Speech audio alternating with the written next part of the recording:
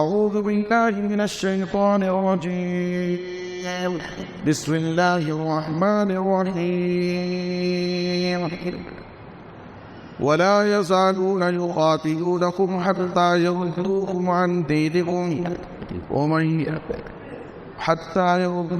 عن دينكم إن استطاعوا ومن يرتد منكم عن دينه فيمت وهو كافر فأولئك حبطت أعمالهم في الدنيا والآخرة وأولئك أصحاب النار هم فيها خالدون. سبحانك لا علم لنا إلا ما علمتنا إنك أنت العليم الحكيم. رب اشرح لي صدري ويسر لي أمري واحلل عقدة من لساني يفقهوا قولي رب زدني علما. ہر قسم کی حمد و ثنا، تعریف و ستائش، بڑائی اور بزرگی، عظمت و کبریائی صرف اللہ رب العالمین کے لیے لائق اور زیبا ہے. درود و سلام ہو ہم سب کے آخری نبی جناب محمد رسول اللہ صلی اللہ علیہ وسلم پر. محترم حضرات، خواتین اسلام، آج خطبہ جمعہ کا موضوع ہے مسلم لڑکیوں میں ارتداد کی لہر. بڑی تیزی کے ساتھ سوشل میڈیا پر اور آئے دن اخباروں میں یہ خبریں گردش کر رہی ہیں کہ مسلم لڑکیاں بڑی تیزی سے ارتداد کا شکار ہو رہی ہیں، دین اسلام کو چھوڑ کر مرتد ہو جا رہی ہیں اور غیروں کے ساتھ شادیاں رچا کر زندگی گزار رہی ہیں. یقیناً ہر مسلمان کے لیے یہ بہت ہی افسوسناک پہلو ہے. کوئی بھی باغیرت مومن کبھی بھی اس چیز کو برداشت نہیں کر سکتا کہ امت کی بہن بیٹیاں دین اسلام جیسے سچے دین کو چھوڑ کر دوسرے دین کو قبول کریں اور غیروں کے ساتھ زندگی گزاریں. اس کے پیچھے بہت سارے اسباب ہیں. مسلم لڑکیاں جو دین چھوڑ کر غیروں کے ساتھ جا رہی ہیں، اس کے پیچھے بہت سارے اسباب ہیں. ابھی چند دنوں پہلے ایک اخبار میں اس ہیڈنگ کے ساتھ یہ خبر شائع ہوئی، ایک مسلمان لڑکی جو دین سے مرتد ہوئی، اس کا بیان یہ تھا کہ مجھے مسلمانوں سے بڑی نفرت ہے. اس نے مسلمانوں کے موجودہ کردار اور مسلمانوں کی جو عملی زندگی، پریکٹیکل زندگی، اس پر اس نے بڑی تشویش کا اظہار کیا کہ اسلام جو سچا دین ہے، مسلمانوں کی زندگیوں میں پریکٹیکل وہ اسلام نظر نہیں آتا، جس سے بیزار اور ناراض ہو کر کے وہ مسلم لڑکی دین اسلام کو چھوڑ کر مرتد ہو گئی. میرے بزرگوں اور دوستوں، اس کے پیچھے بہت سارے اسباب ہیں. آج کے خطبہ جمعہ میں میں آپ حضرات کے سامنے چند اہم اسباب پر روشنی ڈالوں گا، اور ہم سب کی یہ ذمہ داری ہے کہ اس موضوع کو سمجھیں اور جہاں تک ہو سکے سماج و معاشرے سے اس فتنے پر کنٹرول کرنے اور امت کی بہن بیٹیوں کو ارتداد سے بچانے میں کوشش کریں. یہ ہر مسلمان کی ذمہ داری ہے. آج جو مسلم لڑکیاں دین چھوڑ کر مرتد ہو رہی ہیں، ان میں سے اکثریت کا حال یہ ہے کہ انہوں نے دین اسلام کو نہیں سمجھا ہے. ان کے سامنے دین کا صحیح تعارف نہیں ہے. ایمان کیا ہے، اسلام کیا ہے، توحید کیا ہے، انہوں نے نہیں سمجھا. دین کو نہ سمجھنے کی وجہ سے آج وہ دین چھوڑ کر جا رہی ہیں. ورنہ اگر انہوں نے دین کو صحیح طور پر سمجھا ہوتا اور اسلام کو سمجھا ہوتا اور دین اور اسلام ان کے دلوں میں راسخ ہوتا تو کبھی بھی وہ اپنے دین کا سودا نہیں کر سکتے. صحیح بخاری کی حدیث ہے، بادشاہ روم ہرقل نے ابو سفیان سے جو ابھی اسلام قبول نہیں کیے تھے ایک انٹرویو لیا تھا، کئی سوالات اس میں کیے تھے. بادشاہ روم کا ایک سوال یہ بھی تھا، وَهَلْ يَرْتَدُّ أَحَدٌ مِّنْهُمْ عَنْ دِينِهِ بَعْدَ أَنْ يَدْخُلَ فِيهِ سَخْطَةً لَهُ. ابو سفیان بتاؤ، کیا دین اسلام میں کوئی شخص داخل ہونے کے بعد، اسلام قبول کرنے کے بعد، کیا کوئی مسلمان اسلام سے بیزار ہو کر کے، ناراض ہو کر کے، کیا اسلام چھوڑ کر مرتد ہوتا ہے؟ ابو سفیان جو بھی اسلام قبول نہیں کیے تھے انہوں نے کہا، لا، اب تک ہم نے نہیں دیکھا کہ کوئی شخص اسلام قبول کیا ہو اور اسلام سے بیزار اور ناراض ہو کر کے وہ اسلام چھوڑ کر چلا گیا. اس وقت بادشاہ روم ہرقل نے کہا تھا، وَكَذَلِكَ الْإِيمَانُ إِذَا خَالَطَ بَشَاشَةَ الْقُلُوبِ.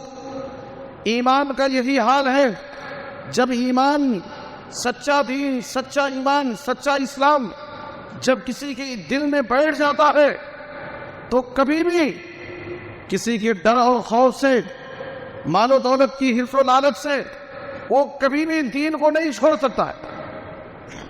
تو آج جو مسلم بہن بیٹیاں دین چھوڑ کر جا رہی ہیں انہوں نے دین کو نہیں سمجھا ہے، دین کو انہوں نے پڑھا نہیں ہے، دین کا صحیح تعارف ان کے سامنے پیش نہیں کیا گیا، جس کی وجہ سے وہ دین کو بیچ رہی ہے، دین کا سودا کر رہی ہے.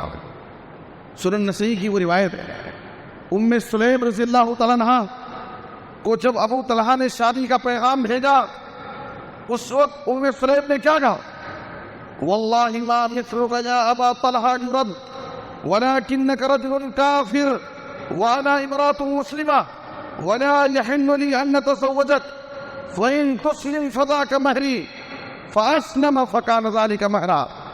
کہا، اے ابو طلحہ، تمہارے رشتے کو کوئی نہیں ٹھکرا سکتا، تمہارے شادی کے پیغام کو کوئی رد نہیں کر سکتا، لیکن میں تمہارے اس رشتے کو اس لیے ٹھکرا رہی ہوں، انک رجل کافر، تم ایک کافر آدمی ہے، وانا امرأۃ مسلمہ، اور میں ایک مسلمان عورت ہوں، ولا یحل لی ان نتزوجک، میرا دین مجھے اس بات کی اجازت نہیں دیتا کہ میں تجھ جیسے کافر سے شادی کروں. فَإِن تُسْلِمْ فَذَاكَ مَهْرِهَا، لیکن اگر تم اسلام قبول کر لو تو میں تمہیں اسلام کی دعوت دیتی ہوں، اگر تم اسلام قبول کر لو تو تمہارا قبول اسلام میرے لیے مہر ہے. وَمَا أَسْأَلُكَ غَيْرَهُ، میں تم سے اس کے علاوہ کوئی دوسری چیز مہر میں نہیں مانگوں، صرف مسلمان ہو جاؤ، تمہارا اسلام قبول کرنا میرے لیے مہر ہے. فَأَسْلَمَ، ابو طلحہ اسلام قبول کر لیے. فَكَانَ ذَلِكَ مَهْرَهَا، اور ان کا قبول اسلام ام سلیم کے لیے مہر ہو گئی. راوی ثابت کہتے ہیں، میں نے کسی عورت کے بارے میں نہیں سنا کہ ام سلیم سے زیادہ معزز اور پاکیزہ مہر کسی عورت کا ہو جس نے اپنے شوہر کو مسلمان بنا کر کے قبول اسلام کو اپنے لیے مہر بنایا. یہ ایک ایمان والی لڑکی کا جذبہ ہونا چاہیے. ہر مسلمان بہن بیٹی کے دل میں یہی ایمانی غیرت ہونی چاہیے. اگر ہماری بہن بیٹیاں اسلام کو سمجھ لیں، اسلام کا صحیح تعارف ان کے سامنے پیش کیا جائے، دین کو سمجھایا جائے کہ ہماری زندگی میں دین کتنی بڑی نعمت ہے، اسلام کی دولت کتنی بڑی دولت ہے، تو کبھی بھی اسلام چھوڑ کر نہیں جائے. اسلام کو سمجھانے کی ضرورت ہے، اس لیے کہ اللہ رب العالمین کے نزدیک سب سے سچا اور محبوب دین اگر کوئی دین ہے تو واحد دین اسلام ہے۔ ان الدین عند اللہ اسلام۔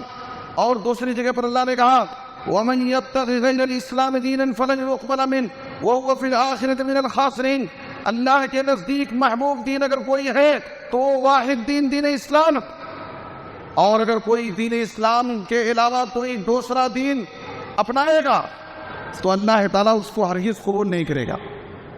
اس لیے ہر مسلمان کی یہ ذمہ داری ہے، ہر مسلمان مرد اور عورت، نوجوان لڑکے اور لڑکیاں، ہر ایک کی یہ ذمہ داری ہے کہ وہ اپنی زندگی میں 3 چیزوں کا علم حاصل کریں۔ 3 چیزوں کا علم حاصل کرنا بنیادی طور پر ہر مسلمان کے لیے ضروری ہے۔ وہ 3 چیزیں کیا ہیں جن کو اصول ثلاثہ کہا جاتا ہے؟ دین کے 3 بنیادی اصول جن کو ہر مسلمان کے لیے جاننا ضروری۔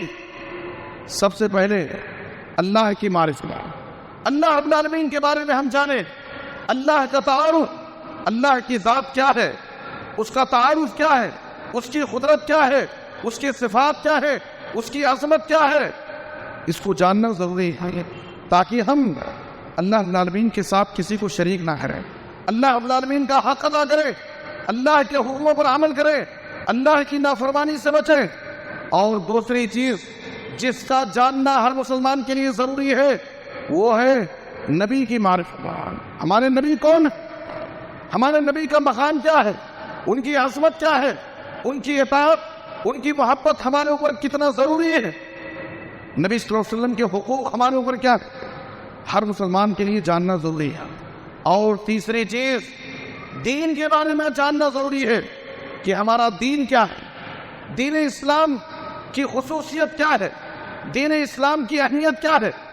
یہ 3 چیزیں ہر مسلمان کے لیے جاننا بنیادی طور پر ضروری ہے، اللہ کی معرفت، نبی کی معرفت اور دین کی معرفت۔ اور آپ کو معلوم ہے ہمارے مرنے کے بعد جب خبر میں ہم سے سوالات ہوں گے، خبر میں جب ہم سے سوالات ہوں گے تو یہی 3 سوالات ہوں گے، انہی 3 چیزوں کے بارے میں سوال ہوگا۔ تمہارا رب کون، تمہارا نبی کون اور تمہارا دین کیا ہے، تمہارا رب کون، تمہارے نبی کون اور تمہارا دین کیا تھا۔ یہی 3 سوالات ہم سے خبر میں کیے جائیں گے۔ اس لیے ہر مسلمان کے لیے ضروری ہے کہ ان 3 چیزوں کو جانیں اور ان 3 چیزوں پر عمل کریں۔ اسی لیے جناب محمد رسول اللہ صلی اللہ علیہ وسلم نے ہمیں ان 3 چیزوں کو ہمیشہ یاد رکھنے کے لیے ایک دعا سکھائی ہے اور اس کی فضیلت بھی بیان کی۔ ابو داؤد کی حدیث میں نبی صلی اللہ علیہ وسلم نے کہا من قال رضیت باللہ ربا وبالاسلام دینا وبمحمد رسولا وجبت له الجنہ، جو شخص یہ ذکر پڑھتا ہے رضیت باللہ ربا وبالاسلام دینا وبمحمد رسولا، میں اللہ کو رب پا کر راضی ہو گیا، نبی کو، ہمارے نبی صلی اللہ علیہ وسلم کو نبی پا کر کے راضی ہو گیا، اور اسلام کو دین پا کر میں راضی ہو گیا، وجبت لہ الجنہ، یہ ذکر پڑھنے والے کے لیے نبی صلی اللہ علیہ وسلم نے کہا جنت اس کے لیے واجب۔ صرف یہی نہیں، صحیح ترغیب کی ایک حدیث میں آپ صلی اللہ علیہ وسلم نے کہا اگر کوئی شخص من قال اذا اصبح، جو شخص صبح کے وقت ہر دن صبح کے وقت یہ ذکر پڑھتا ہے رضیت باللہ ربا وبالاسلام دینا وبمحمد نبیا، دونوں طرح کی روایتیں ہیں، وبمحمد رسولا وبمحمد نبیا، دونوں طرح پڑھ سکتے ہیں۔ نبی صلی اللہ علیہ وسلم نے کہا کہ اگر کوئی شخص ہر دن صبح کے وقت یہ ذکر پڑھتا ہے، یہ دعا پڑھتا ہے، تو آپ صلی اللہ علیہ وسلم نے کیا فرمایا، یاد رکھیں اس بات کو، نبی صلی اللہ علیہ وسلم نے کہا فَأَنَا الزَّعِيمُ لَا آخُذَنَّ بِيَدِهِ حَتَّى أُدْخِلَهُ الْجَنَّةَ، نبی صلی اللہ علیہ وسلم نے کہا میں گارنٹی لیتا ہوں، میں ضمانت دیتا ہوں، میں ایسے شخص کے ہاتھ پکڑ کر کے اس کو میں جنت میں داخل کروں، اس کا ہاتھ پکڑ کر کے میں اسے جنت میں داخل کروں۔ اس ذکر کی اتنی فضیلت ہے، اگر کوئی شخص صبح کے وقت یہ ذکر پابندی کے ساتھ پڑھتا ہے رضیت باللہ ربا وبالاسلام دینا وبمحمد نبیا، اس ذکر میں کیا ہو، وہی 3 چیزیں، 3 چیزوں کا علم حاصل کرنا ہر مسلمان کے لیے ضروری ہے۔ اللہ کی معرفت، نبی کی معرفت اور دین اسلام کی معرفت۔ میرے بزرگوں دوستوں، تو آج مسلم لڑکیوں میں ارتداد کا جو فتنہ تیزی کے ساتھ بڑھ رہا ہے، مسلم لڑکیاں غیروں کے پھانسے میں آ رہی ہیں، دین اسلام کو چھوڑ کر جو مرتد ہو رہی ہیں، اس کی ایک بڑی وجہ یہی ہے کہ انہوں نے اسلام کو نہیں سمجھا، اسلام کا تعارف ان کے پاس نہیں ہے، اسلام کیا ہے، اسلام کیسا سچا اور پیارا دین ہے، ایمان کیا ہے، ان کو معلوم نہیں ہے۔ اگر اسلام کی معرفت میں حاصل ہو جائے، اسلام کو واقعی وہ سمجھ لیں کہ یہ کتنا پیارا دین ہے اور اسلام کتنی بڑی نعمت اور دولت ہے، وہ کبھی بھی اپنے اسلام کا سودا نہیں کر سکتی۔ اس لیے ہماری ذمہ داری، ماں باپ کی ذمہ داری ہے کہ وہ اپنی بہن بیٹیوں کو، اپنی لڑکیوں کو سب سے زیادہ اور سب سے پہلے ان کے سامنے اسلام پیش کریں، اسلام کی اہمیت ان کو سمجھائیں، تاکہ ہماری بہن بیٹیاں اسلام کی قدر کریں اور کبھی بھی کسی بھی حال میں اسلام کا وہ سودا نہ کرے۔ یہ پہلی وجہ ہے۔ دوسری وجہ یہ ہے والدین کی بے توجہی، والدین کی غفلت ایک بہت بڑی سبب اور بہت بڑی وجہ ہے۔ اس کے بہت بڑے ذمہ دار خود ہمارے ماں باپ ہیں، اس کے بہت بڑے ذمہ دار خود ہمارے ماں باپ۔ آج اکثر والدین کو اپنے والدین کی دنیا کی فکر ہے، میرا بیٹا، میرے بچے کیا کمائیں گے، کیا کھائیں گے، کیسے ان کی زندگی گزرے گی۔ ہمیشہ ماں باپ کو اپنے بچوں کی صرف دنیا بنانے کی فکر ہے، ان کے دین کی، ان کے ایمان کی، ان کے آخرت کی، ان کے اخلاق کی، ان کے کردار کی اکثر ماں باپ کو فکر نہیں کرے۔ میرے بزرگوں اور دوستوں، یہی وجہ ہے کہ ہمارے بچے دین سے دور ہوتے جا رہے ہیں، ہمارے بچے دین سے دور ہوتے جا رہے ہیں۔ یہ ماں باپ کی بہت بڑی ذمہ داری۔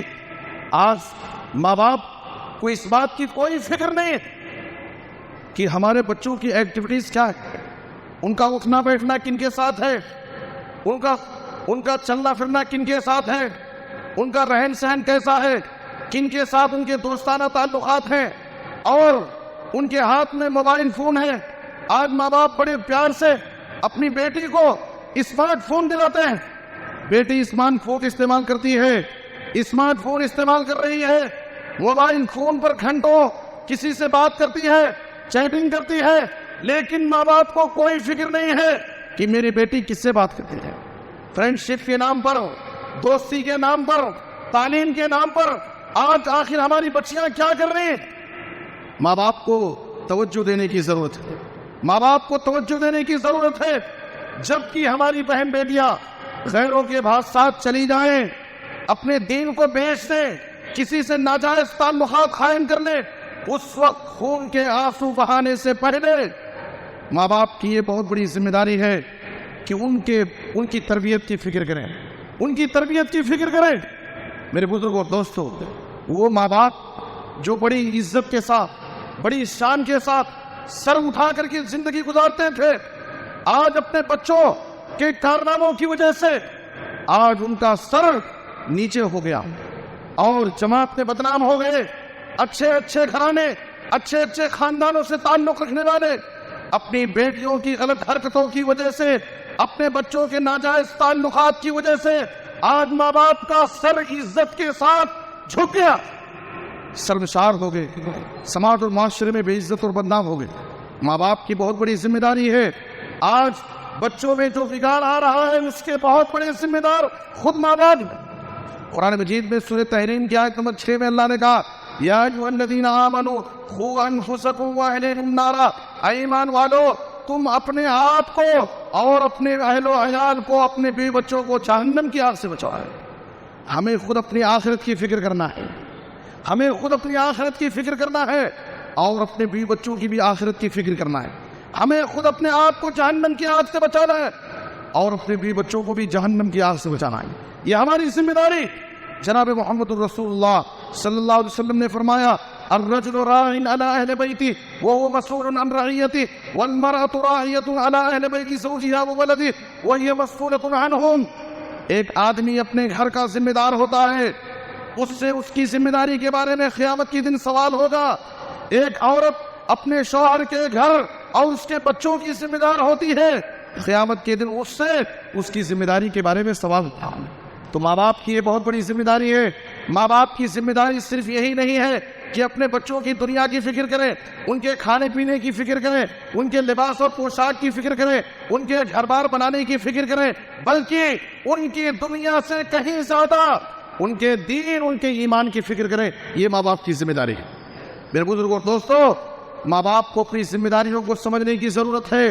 بچوں کی تربیت کرنا، ان کو اچھا مسلمان بنانا، ان کو دین پر باقی رکھنا، ان کو دین کے بارے میں سمجھانا، ان کو دینی تعلیم دینا، ان کو اچھا اخلاق سکھانا، ان کو اچھا ادب سکھانا، یہ ہر ماں باپ کی ذمہ داری۔ اگر یہ ذمہ داری ہم ادا نہیں کریں گے، قیامت کے دن اللہ تعالیٰ ہم سے اس ذمہ داری کے بارے میں سوال کرے گا، ہم سے اس ذمہ داری کے بارے میں سوال کرے گا۔ میرے بزرگوں دوستو، آج کتنے ایسے بے غیرت ماں باپ ہیں، گھر میں ہماری بیٹی بے پردگی کے ساتھ گھر سے باہر نکلتی ہے، غیروں کے ساتھ اپنی زیب و زینت کا اظہار کرتی ہے، غیروں کے ساتھ اس کے تعلقات ہیں، ناجائز تعلقات ہیں، لیکن بے غیرت ماں باپ کو ذرا بھی شرم نہیں آتی، بے غیرت بھائی کو ذرا بھی شرم نہیں آتی۔ اکبر الہ آبادی نے کہا تھا بے پردہ کل جو آئی نظر چند بیویاں، اکبر زمین میں غیرت قومی سے گڑ گیا۔ پوچھا جو ان سے آپ کا پردہ وہ کیا ہوا؟ کہنے لگی کہ عقل پہ مردوں کے پڑ گیا۔ جب مرد پہ عورت ہو گئے تو عورتیں بے پردہ ہو گئی، جب مرد بے غیرت ہو گئے عورتیں بے پردہ ہو گئی، اپنی عزت و عصمت کا سودا کرنا شروع کر۔ جس گھر میں غیرت مند ماں باپ ہو، جس گھر میں غیرت مند بھائی موجود ہو، سوال نہیں ہوتا، ناممکن ہے ایسی گھر سے کوئی عورت، کوئی لڑکی بے پردگی کے ساتھ اپنی زیب و زینت کا اظہار کرتے ہوئے گھر سے باہر نکلے۔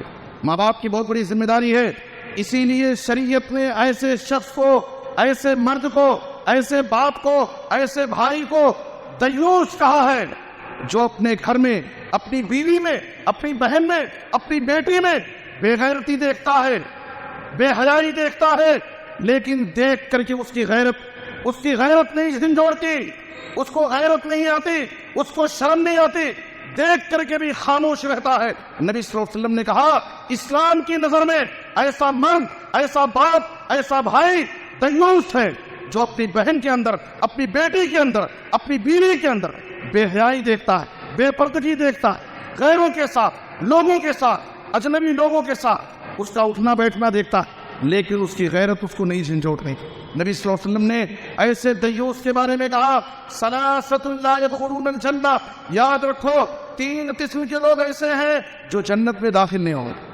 العاق لوالدیہ، نمبر 1 ماں باپ کی نافرمانی کرنے والی اولاد، ماں باپ کی نافرمانی کرنے والی اولاد کل قیامت کے دن جنت میں نہیں جا سکتی۔ دوسرے، نبی صلی اللہ علیہ وسلم نے کہا وہ دیوس انسان، بے غیرت انسان جنت میں نہیں جا سکتا۔ اور تیسرے، نبی صلی اللہ علیہ وسلم نے کہا وَرَجِلَةُ النِّسَاء، ایسی عورت جو مردوں کی مشابہت اختیار کرتی، چال ڈال میں، لباس و پوشاک میں، اٹھنے بیٹھنے میں، شکل و صورت میں ایک عورت مرد کی کاپی کرتی ہے۔ نبی صلی اللہ علیہ وسلم نے کہا ایسی عورت جو مردوں کی مشابہت اختیار کرتی ہے، ایسی عورت بھی کل قیامت کے دن جنت میں نہیں جائے۔ میرے بزرگوں اور دوستوں، یہ دوسری بہت بڑی وجہ ہے آج مسلم لڑکیاں، مسلم بہن بیٹیاں جو غیروں کے ساتھ جا رہی ہیں، اپنے دین و ایمان کو چھوڑ رہی ہیں، اس کے بہت بڑے ذمہ دار ہمارے ماں باپ ہیں۔ ہمارے ماں باپ کی ذمہ داری ہے، ہر ماں باپ کی یہ ذمہ داری ہے کہ اپنے بچوں کی تربیت کی فکر کریں۔ یہ ذمہ داری اپنے بچوں کے دین و ایمان کی فکر کریں، اپنے بچوں کی تربیت کی فکر کریں۔ تیسری وجہ، تیسرا سبب کیا؟ مخلوط ماحول۔ آج آپ دیکھیے لڑکوں اور لڑکیوں کو ایک ساتھ رکھا جاتا ہے، اس کو مخلوط ماحول کہا جاتا ہے۔ تعلیم کی دنیا میں، کالجوں اور یونیورسٹیوں میں آپ دیکھیے تعلیم حاصل کرنے کے لیے مخلوط اور ماحول ہے، ایک ساتھ لڑکے اور لڑکیاں تعلیم حاصل کر رہے ہیں۔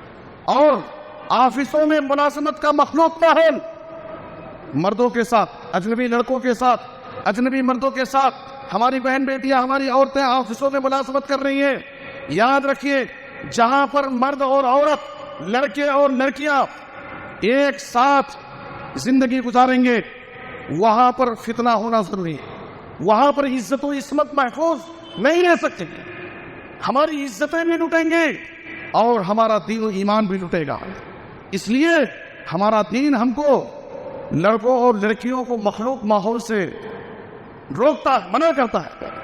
ایک اجنبی مرد کسی اجنبی عورت کے ساتھ تنہائی میں نہیں رہ سکتے ہیں، ایک اجنبی لڑکا کسی اجنبی لڑکے کے ساتھ ایک ساتھ نہیں رہ سکتے ہیں۔ نبی صلی اللہ علیہ وسلم نے کہا وجہ کیا ہے؟ لا یخلون رجل بامرأۃ فإن ثالثهما الشیطان، کوئی اجنبی مرد کسی اجنبی عورت کے ساتھ تنہائی اختیار نہ کرے، ایک ساتھ نہ رہے، اس لیے کہ جب دو لوگ ایک لڑکا ایک لڑکی تنہائی میں ایک ساتھ رہتے ہیں فإن ثالثهما الشیطان، تو وہاں پر تیسرا شیطان ہوتا ہے، تیسرا وہاں پر شیطان ہوتا ہے۔ شیطان کیا کرتا ہے؟ ان الشیطان یجری من الانسان مجری الدم، انسان کے جسم کے رگوں میں جیسے خون تیزی کے ساتھ دوڑتا ہے، ویسے ہی شیطان انسان کے جسم میں خون کی طرح گردش کرتا ہے۔ شیطان ان کے درمیان برائی کے وسوسے ڈالتا ہے، برے خیالات، گندے خیالات ان کے دلوں میں پیدا کر کے ان کو بھٹکانے کی کوشش کرتا ہے۔ اس لیے اسلام کی تعلیم کیا ہے؟ اجنبی لڑکے اور لڑکیاں ایک ساتھ کہیں نہ، ایک ساتھ زندگی نہ گزارے، ایک ساتھ کسی مجلس میں نہ رہے، نہ آفس میں ایک ساتھ کام کرے، نہ تعلیم کے نام پر ایک ساتھ مل کر کے تعلیم حاصل کرے۔ اسلام قطعاً اس کی اجازت نہیں دیتا۔ آپ کو معلوم ہے نبی صلی اللہ علیہ وسلم کے زمانے میں جب مردوں کی جہاں صف ختم ہوتی تھی، مردوں کی صف جہاں پر ختم ہوتی اس کے پیچھے عورتوں کی صف لگائی جاتی تھی۔ نبی صلی اللہ علیہ وسلم کے زمانے میں مرد اور عورت ایک ساتھ نماز پڑھتے تھے۔ کیسے؟ اس کا طریقہ کیا تھا؟ ہماری طرح عورتیں اوپر یا مسجد کے بازو میں عورتیں، ایسا کوئی ماحول نہیں تھا۔ نبی صلی اللہ علیہ وسلم کے زمانے میں باقاعدہ جہاں مردوں کی صف ختم ہوتی تھی اسی کے پیچھے عورتوں کی صف لگائی جاتی تھی۔ نبی صلی اللہ علیہ وسلم نے ایک حدیث بیان کی، سب سے بری صف کون سی صف ہے؟ مردوں کی، مردوں کی سب سے بری صف سب سے آخری صف ہے، اور عورتوں کی سب سے بری صف عورتوں کی سب سے پہلی صف ہے۔ عورتوں کی سب سے پہلی صف اور مردوں کی سب سے آخری صف کو نبی صلی اللہ علیہ وسلم نے، صحیح مسلم کی حدیث ہے، اس کو بری صف کہا ہے۔ کیوں بری صف کہا ہے؟ مردوں کی آخری صف بری ہے، عورتوں کی پہلی صف بری ہے۔ کیوں؟ اس لیے کہ وہاں پر مرد عورت قریب ہو جاتے ہیں، وہاں پر مرد اور عورت قریب ہو جاتے ہیں۔ آپ غور کیجئے، مسجد میں اللہ کے گھر میں نماز پڑھنے کے لیے، اللہ کے سامنے عبادت کرنے کے لیے مردوں کی آخری صف کو اور عورتوں کی پہلی صف کو بری کہا گیا، اس لیے کہ یہ دونوں صف قریب قریب ہو رہے ہیں، مردوں کی صف عورتوں کی صف سے قریب ہو رہی ہے، اس لیے اس صف کو بری کہا گیا۔ اسلام قطعاً اس بات کی اجازت نہیں دیتا کہ مرد اور عورت کا اختلاط ہو، لڑکوں اور لڑکیوں کا اختلاط ہو، ایک ساتھ ہو، زندگی گزارے، ایک ساتھ کسی مجلس میں بیٹھے، ایک ساتھ کہیں پر زندگی گزارے۔ اسلام قطعاً اس کی اجازت نہیں دیتا۔ ایک مرتبہ نبی صلی اللہ علیہ وسلم کے ساتھ خواتین نماز ادا کر کے اپنے گھروں کو واپس جانے لگی۔ نبی صلی اللہ علیہ وسلم مسجد سے باہر نکلے، ابو داؤد کی حدیث ہے، تو آپ نے دیکھا فاختلط الرجال مع النساء، مرد اور عورت ایک ساتھ مل گئے، سب ایک ساتھ مل کر کے روڈ پر چل رہے ہیں، گھروں کو جا رہے ہیں۔ نبی صلی اللہ علیہ وسلم نے خواتین کو منع کیا، خواتین سے کہا استاخرنا، اے عورتوں تم پیچھے ہو جاؤ، مردوں کے ساتھ مت چلو، مردوں کے بیچ میں مت جاؤ، فإنه ليس لكن أن تعرضن الطريق، تمہارے لیے جائز نہیں ہے کہ مردوں کے ساتھ تم بیچ راستے میں چلو، علیکن بحافات الطریق، تمہارے لیے ضروری ہے کہ تم راستے کے کنارے سے مردوں سے الگ ہو کر چلو۔ نبی صلی اللہ علیہ وسلم نے عورتوں کو ایک مرتبہ نصیحت کی، نبی صلی اللہ علیہ وسلم نے عورتوں کو ایک مرتبہ نصیحت کی۔ اس نصیحت کا اثر کیا ہوا؟ حدیث میں ہے کہ اس کے بعد سے عورتیں راستے کے کنارے سے اس طرح سے چلتی تھیں کہ ان کی اوڑھنیاں، ان کے دوپٹے کبھی کبھار گھروں میں چپک جاتے ہیں، گھر کی دیواروں سے چپک جاتے تھے، اتنا کنارے ہو کر کے چلتی تھی کہ گھروں کی دیواروں سے ان کی اوڑھنیاں، ان کے دوپٹے کبھی کبھار چپک جاتے تھے، پھر ان کو چھڑاتی تھی۔ اس لیے کہ نبی صلی اللہ علیہ وسلم نے کہا کہ عورتوں کے لیے یہ جائز نہیں کہ وہ مردوں کے بیچ میں آ کر کے مردوں کے ساتھ وہ راستہ چلے۔ میرے بزرگ اور دوستو، اس لیے آج جو مخلوط ماحول تعلیم کے نام پر کالجوں یونیورسٹیوں میں اور اسی طریقے سے ملازمت کے نام پر آفسوں میں جو مخلوط ماحول نظر آ رہا ہے، اس کا بھی ایک بہت بڑا سبب ہے کہ آج ہماری بہن بیٹیوں کی عزتیں لٹ رہی ہیں اور امت کی بہن بیٹیاں غیروں کے ساتھ زندگی گزار کر کے تعلیم کے نام پر، ملازمت کے نام پر، فرینڈشپ کے نام پر آج ان کے ساتھ وہ چلی جا رہی. ہماری ذمہ داری ہے، یہ امت کے قائدین کی ذمہ داری ہے کہ ہم اپنے بہن بیٹوں کے لیے تعلیم کا مناسب انتظام کریں، ایسے دینی ادارے قائم کریں جہاں ان کے لیے دنیا کی تعلیم ہو، جہاں ان کے لیے دین کی تعلیم ہو، اور وہ بڑی شان کے ساتھ اپنی عزت و عصمت کی حفاظت کرتے ہوئے لڑکوں سے الگ ہو کر کے تنہائی میں بالکل الگ ماحول میں پردے کے اہتمام کے ساتھ وہ زندگی گزارے اور تعلیم حاصل کرے. یہ ہم سب کی ذمہ داری ہے. تو مخلوط ماحول یہ بھی ایک بہت بڑا سبب ہے. آج ہماری جو امت کی بہن بیٹیاں، مسلم لڑکیاں غیروں سے تعلقات قائم کر رہی ہیں اور ان کے ساتھ جو ان کے رشتے قائم ہو رہے، اس کی ایک بڑی وجہ مخلوط ماحول ہے. ان کے ساتھ ملنا جلنا، ان کے ساتھ اٹھنا بیٹھنا، ان کے ساتھ پڑھنا لکھنا، ان کے ساتھ تعلیم حاصل کرنا، ان کے ساتھ آفسوں میں ملازمت کرنا، یہ بھی ایک بہت بڑا سبب ہے. یہ بھی ایک بہت بڑی ذمہ داری ہے. اس لیے ہماری ذمہ داری ہے کہ ہم ایسے مخلوط ماحول سے اپنی بہن بیٹیوں کو بچائیں، ورنہ جب ان کی عزت و عصمت ڈوب جائے گی اور وہ کسی سے ناجائز تعلقات قائم کر لیں گے، اس وقت افسوس کرنے اور خون کے آنسو بہانے سے کوئی فائدہ نہیں. یہ ہماری ذمہ داری ہے کہ وقت سے پہلے ہم ہوشیار ہیں، وقت سے پہلے ہم ہوشیار ہیں. اور ایک چوتھی چیز یہ ہے منظم سازش. یہ جو کچھ ہو رہا ہے، مسلم لڑکیاں غیروں کے ساتھ جو جا رہی ہیں، اس کے پیچھے باقاعدہ ایک سازشی ذہن کام کر رہا ہے. ایک بہت بڑا گروہ ایسا ہے جو باقاعدہ اس چیز پر کام کر رہا ہے. باقاعدہ ان کے پاس منصوبے ہیں، پلاننگ، اور وہ مختلف بہانوں سے مسلم لڑکیوں کو بہلا رہے ہیں، پھسلا رہے ہیں، محبت کے نام پر، عشق اور پیار کے نام پر، اور مختلف طریقوں سے واٹس ایپ پہ اور فیس بک پر چیٹنگ کر کے آج مسلم لڑکیوں کو اپنے جال میں، اپنے دامن میں پھنسانے کی کوشش کرتے ہیں. باقاعدہ ایک گروپ اس کے پیچھے کام کر رہا. ہمیں اپنی بہن بیٹیوں کو ایسے سازشی لوگوں سے، ایسے گروہ سے ہمیں ہوشیار کرنا، یہ ہماری ذمہ داری ہے. یہ ہماری ذمہ داری. قرآن مجید میں سورہ بقرہ میں اللہ نے کیا فرمایا؟ وَلَا يَزَالُونَ يُقَاتِلُونَكُمْ حَتَّى يَرُدُّوكُمْ عَنْ دِينِكُمْ إِنِ اسْتَطَاعُوا. یاد رکھو، یہ لوگ تم کو تمہارے دین سے پھیرنے کے لیے برابر کوشش کرتے رہے، تم کو تمہارے دین سے پھیر دیں، دین اسلام سے مرتد کر دیں. یہ قرآن میں اللہ فرما رہا ہے جب تک ان کی طاقت رہے گی وہ برابر تم کو تمہارے دین سے پھیرنے کی کوشش کریں گے اگر ان سے ہو سکے گا. قرآن میں اللہ نے کہا وَمَن يَرْتَدِدْ مِنْكُمْ عَنْ دِينِهِ، اور جو شخص اپنے دین کو چھوڑ کر کے دین اسلام سے مرتد ہو جائے گا اور اسلام کو چھوڑ کر کے کفر کی حالت میں اگر کسی کی موت ہوگی تو یاد رکھو دنیا اور آخرت میں اس کی ساری نیکیاں برباد ہوگا. مرتد ہونے سے، دین چھوڑنے کی وجہ سے ان کی زندگی کی ساری نیکیاں برباد ہو جائیں گی اور آخرت میں ان کا ٹھکانہ جہنم ہے. ہمیشہ وہ جہنم میں رہے. دین چھوڑنے کا یہ نقصان ہے. اسلام چھوڑ کر کے اگر کوئی مرتد ہوگا، چاہے وہ لڑکا ہو یا لڑکی ہو، تو یاد رکھو قرآن نے کہا اس کے زندگی بھر کی ساری نیکیاں برباد ہو گئیں اور آخرت میں اس کا ٹھکانہ جہنم ہوگا. میرے بزرگ اور دوستو، اس لیے اس سازشی گروہ سے بھی ہمیں اپنی بہن بیٹیوں کو ہوشیار کرنے کی ضرورت ہے. آج آپ دیکھیے کتنی مسلمان لڑکیاں جو غیروں کے بہکاوے میں آ کر کے مرتد ہو گئیں، آج میڈیا کے سامنے آ کر کے چیخ رہی ہیں، میڈیا کے سامنے آ کر کے اپنے ظلم و ستم کی داستان سنا رہی ہیں. میرے ساتھ یہ ہوا، میرے ساتھ یہ ہوا، میں کسی طرح بہکاوے میں اس کے ساتھ چلی گئی، میں نے اپنے دین کو چھوڑا لیکن اس نے میری عزت و عصمت کے ساتھ کھیلا، میری عزت لوٹ کر کے آج مجھے بے سہارا کسی جنگل میں چھوڑ کر کے بھاگ گیا. آج یہ لوگ کیا کر رہے ہیں؟ مسلم لڑکیوں کو شادی کے نام پر، عشق اور پیار کے نام پر باقاعدہ ان کو بہلا رہے، پھسلا رہے اور جب تک چاہتے ہیں ان کی عزت و عصمت سے کھیلتے ہیں. اور کتنے ایسے ہیں ان کو پاخانہ بیار و مددگار چھوڑ دیتے ہیں یا ان پر ظلم و ستم ڈھاتے ہیں، اور بعض ایسی خبریں بھی ہیں کہ ان کو باہر کی کنٹریوں میں لے جا کر بیچ دے رہے ہیں۔ کتنی لڑکیاں آ کر کے میڈیا کے سامنے اپنی رپورٹیں پیش کر رہی ہیں۔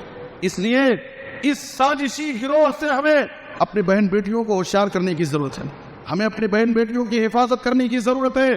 ہر طریقے سے ماں باپ کو متنبہ ہونے اور ہوشیار ہونے کی ضرورت ہے۔ یہ زمانہ فتنوں کا زمانہ ہے، برائی کا زمانہ ہے، ہر قدم پر ہمارے دین، ہمارے ایمان کے لٹیرے موجود ہیں۔ ہمیں خود اپنے ایمان کو بچانا ہے، اپنے بچوں کی ایمان کی حفاظت کرنا ہے، یہ ہماری ذمہ داری ہے۔ اور ایک پانچواں سبب یہ ہے، پانچواں سبب یہ ہے مہنگی شادیاں، یہ بھی ایک بڑا سبب ہے جس کی وجہ سے کیا ہو رہا ہے، زنا مشکل ہو جا رہا ہے، زنا آسان ہو رہا ہے، اور نکاح کرنا، شادی کرنا مشکل ہوتا تھا۔ جہیز کے نام پر، رسم و رواج کے نام پر جو مہنگی شادیاں ہو رہی ہیں، اس کا نقصان اور سماج پر اس کے اثرات کیا پڑ رہے ہیں۔ غریب بہن بیٹیاں آج اپنے غریب ماں باپ کے گھروں میں بن بیاہی سال گزر جا رہے ہیں۔ 30 سال عمر ہو گئی، 35 سال عمر ہو گئی، لیکن ان کے بوڑھے ماں باپ اپنی بیٹی کے لیے شوہر خریدنے کے لیے طاقت نہیں ان کے پاس۔ جہیز کی مہنگائی، شادی بیاہ کی مہنگائی، رسم و رواج کی مہنگائی نے آج زنا کو آسان کر دیا، ناجائز تعلقات کو آسان کر دیا، اور نکاح مشکل ہو جا رہا ہے۔ جبکہ اسلام میں نکاح کا بڑا آسان تصور ہے، اسلام میں نکاح کا بڑا آسان تصور ہے۔ آپ کو معلوم ہونا چاہیے، قرآن و حدیث میں کہیں بھی اسلام نے لڑکی والوں پر خرچ کرنے کا کوئی بوجھ نہیں ڈالا ہے۔ قرآن و حدیث میں کہیں بھی اسلام نے لڑکی والوں پر خرچ کا کوئی بوجھ نہیں ڈالا۔ لڑکی والوں کو کچھ بھی خرچ کرنے کی ضرورت نہیں، جو بھی خرچ کرنا ہے وہ لڑکوں کی ذمہ داری، مہر لڑکے کو دینا ہے، اور ولیمہ میں جو خرچ کرنا ہے وہ لڑکے کو کرنا ہے۔ آج آپ دیکھیے، کم سے کم رسم و رواج کے اس ماحول میں آج غریب ماں باپ اپنی بچیوں کی شادی کیسے کریں گے؟ جہیز کے ایسے فتنے تیزی کے ساتھ بڑھ رہے ہیں، اور جہیز کا فتنہ اتنا تیزی کے ساتھ بڑھ رہا ہے۔ اچھے لوگ، صف اول کے نمازی، نماز روزے کے بڑے پابند، لیکن جب اپنے بچوں کی شادیوں کا مسئلہ آتا ہے تو اچھے لوگ مال و دولت کے لالچی ہو جاتے ہیں۔ کوئی کھل کر کے جہیز مانگتا ہے تو کوئی چھپ کر کے جہیز مانگتا ہے، کوئی بول کر کے جہیز لیتا ہے تو کوئی ہیلے اور بہانے بنا کر کے جہیز لیتا ہے، لیکن اکثر لوگ جہیز کے فتنے کے شکار ہیں۔ میرے بزرگ اور دوستو، آج کتنے ایسے لوگ جہیز کے بڑے شریفانہ بہانے بنائے گئے۔ آپ کو جہیز دینے، میں تو جہیز نہیں مانگتا، آپ کو جو بھی دینا ہے اپنی بچی کو دے دیجیے، اپنی بچی کو دیجیے، بچی کو جو خوشی کے نام پر دیجیے۔ آپ ذرا تصور کیجیے، آپ تصور فرمائیں، ایک ماں باپ اپنی بیٹی کو بچپن سے پال کر کے، اس کی پرورش کر کے 20 سال 25 سال اس کو اپنے نظروں کے سامنے رکھا، اس پر محنت کی، اس کی تربیت کی۔ آج شادی کے بعد جب اس کی بیٹی اس کے گھر سے جدا ہو رہی ہے، کیا اس ماں باپ کو خوشی ہوگی؟ آج لوگ کہتے ہیں خوشی سے آپ جہیز دینا چاہے تو اس سے۔ میرے بزرگ اور دوستو، ماں باپ کو خوشی نہیں ہوتی اپنی بیٹی کی جدائی پر، ان کے آنکھوں سے آنسو جاری، ان کا دل غمگین ہوتا۔ یہ خوشی کے نام کے یہ جھوٹے بہانے کسی بھی طریقے سے جہیز کا لین دین یہ اسلام میں جائز نہیں ہے۔ یاد رکھیں، اگر کوئی برقع والی لڑکی، برقع پوش کوئی لڑکی کسی غیر مسلم کے ساتھ کہیں پارک میں نظر آتی ہے، مسلمانوں کے جذبات بھڑک جاتے ہیں۔ ایک مسلم نوجوان غیرت میں آتا، جوش میں آتا، اور وہ سوچتا ہے کہ ایک مسلم لڑکی غیر مسلم کے ساتھ پارک میں نظر آ رہی ہے، لیکن مسلم نوجوانوں کی غیرت کہاں چلی جاتی ہے جب ان کی شادی کا موقع آتا ہے کہ میں کسی غریب بہن اور بیٹی کے لیے اس کی زندگی کا سہارا بن جاؤں، میں کسی غریب بہن بیٹی کے لیے اس کی زندگی کا سہارا بن جاؤں۔ سنت کے مطابق سادگی کے ساتھ شادی کر کے وہ غریب بہن بیٹیاں جو بن بیاہی اپنے غریب ماں باپ کے گھروں میں بیٹھی ہوئی ہیں، ان کو ہم ان کے گھروں سے نکالیں اور ان کی زندگیوں میں خوشی لائیں۔ میرے بزرگ اور دوستو، اصل غیرت تو یہ ہے کہ ہم ان کی عزت و عصمت لٹنے سے بچائیں، ہم ان کو ایمان کا سودا کرنے سے بچائیں، یہ ہماری ذمہ داری ہے۔ آج ہمارا حال یہ ہے، رسم و رواج کا حال یہ ہے کہ جس کی بیٹی جوان ہوتی ہے، کس مصیبت میں جان ہوتی ہے، بوڑھے ماں باپ کے کلیجے پر ایک بھاری چٹان ہو گئی۔ میرے بزرگ اور دوستو، میری گزارش اس بات کی ہے، جماعت کے قائدین، ملت کے دانشور اور مفکرین، مساجد کے ائمہ اور علماء، سب کی ذمہ داری ہے کہ موجودہ دور میں جو فتنے تیزی کے ساتھ بڑھ رہے ہیں، اسلام کے نام پر، مسلمانوں کے نام پر، مسلم نوجوان لڑکوں اور لڑکیوں کے دین و ایمان کو لوٹنے کے نام پر، آج ان فتنوں سے ہمیں مسلم نوجوان لڑکوں اور لڑکیوں کو بچانے کی ضرورت اور مسلم نوجوانوں میں، لڑکوں اور لڑکیوں میں بیداری لانے کی ضرورت ہے، اور دعوتی کاموں کو تیز کرنے اور منظم بنانے کی ضرورت ہے۔ آج ہمارے پاس دعوتی کام ہوتے ہیں، لیکن کیسے ہوتے ہیں؟ آج ہمارے سارے دعوتی ایکٹیویٹیز مسجدوں کی حد تک، مسجدوں میں دروس ہو رہے ہیں، مسجدوں میں بیانات ہو رہے ہیں، مسجدوں میں پروگرام ہو رہے ہیں، اور ہمارے دروس میں، ہمارے بیانات میں، ہمارے پروگراموں میں کون لوگ شریک ہوتے ہیں؟ وہی لوگ جو پنج وقتہ نمازی، وہی لوگ جو نماز روزے کے پابند ہیں، وہی لوگ جو حلال حرام کی تمیز کرتے ہیں، نیک لوگ ہمارے دروس میں بیٹھ رہے ہیں، وہی لوگ ہمارے پروگراموں میں آ رہے ہیں۔ جو اصل مریض ہیں، جو اصل بیمار لوگ ہیں، جو مسجدوں سے دور ہیں، جو نمازوں سے دور ہیں، جن کی زندگیاں راہ راست سے بھٹکی ہوئی ہیں، جن کی زندگیاں گناہوں میں ڈوبی ہوئی ہیں، آخر ان کے لیے ہمارے پاس کیا کوشش ہے؟ کب ہم ان کے پاس پہنچیں گے؟